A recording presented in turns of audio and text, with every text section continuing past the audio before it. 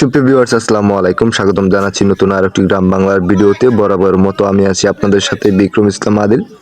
আজকে আপনাদেরকে দেখাবো জামালপুরের নান্দিনা গ্রামীণ হাটের দৃশ্য। আশা করি সম্পূর্ণ ভিডিও জুড়ে সাথেই থাকবেন। এমন সব নিত্য নতুন গ্রাম্য দৃশ্যগুলো পেতে অবশ্যই চ্যানেলটি সাবস্ক্রাইব করে পাশে থাকা বেল আইকনটি অন করে রাখবেন। আর যারা ফেসবুক প্রোফাইল থেকে দেখছেন তাদেরকে অনুরোধ করবো অবশ্যই ফেসবুক প্রোফাইলটি ফলো করে পাশে থাকার জন্য।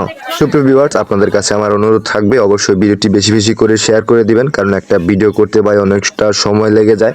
আসলে সেই সময়ের মূল্যটা যদি আপনারা না দেন তাহলে আসলে ভিডিও বানানোর কোনো সফলতাই পাই না, কারণ ভিডিওতে কোনো লাইক কমেন্ট শেয়ার আসে না। অবশ্যই ভিডিওতে লাইক কমেন্ট শেয়ার করবেন, তাহলে আসলে নতুন নতুন ভিডিওগুলো বানানোর উৎসাহ পাই।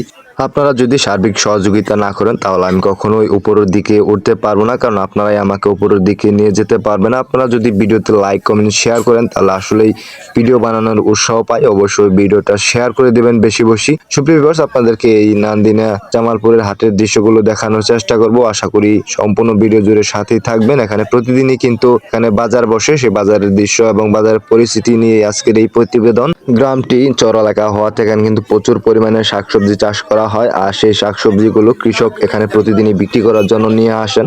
এখানে কিন্তু হালকা পরিমাণে বৃষ্টি হয়েছে, বৃষ্টির কারণে যারা বাজারগুলো নিয়ে আসতে অসুবিধা হয়েছে। এখানে কিন্তু কাঁচামালের বিশাল আড়তও রয়েছে, সেখানকার দৃশ্য আপনাদেরকে অন্য ভিডিওতে দেখানোর চেষ্টা করব। আশা করি সম্পূর্ণ ভিডিও জুড়ে সাথে থাকবেন। আর অবশ্যই বারবার বলতেছি, কারণ ভিডিওতে লাইক কমেন্ট শেয়ার করবেন, কারণ আপনাদের সার্বিক সহযোগিতা চাই।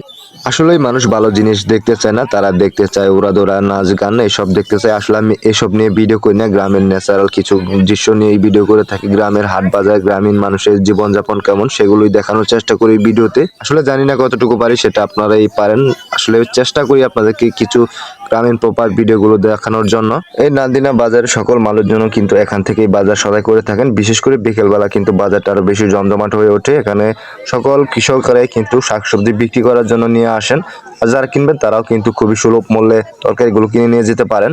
বিশেষ করে গ্রামের হাটগুলোতে একদমই কিন্তু টাটকা শাকসবজি পাওয়া যায়, একদমই ক্ষেত থেকে তুলে কৃষক সাথে সাথে বিক্রি করার জন্য বাজারে নিয়ে আসেন। যারা শহরে বসবাস করেন তারা কিন্তু এরকম ধরনের টাটকা শাকসবজি কখনো কিনতে পারেন না। এখান থেকে কিনে নিয়ে যারা শহরে বিক্রি করেন সেগুলো আপনারা খান। আসলে সেগুলো টাটকা শাকসবজি নয়, তারা এখান থেকে কিনে তারপরেও আপনাদের শহর অঞ্চলে বিক্রি করার জন্য অনেকেই নিয়ে যায়, সেগুলোই আপনারা খান। আসলে টাটকা শাকসবজি পেতে হলে অবশ্যই গ্রামের হাটে এসে কিনে নিতে হয়।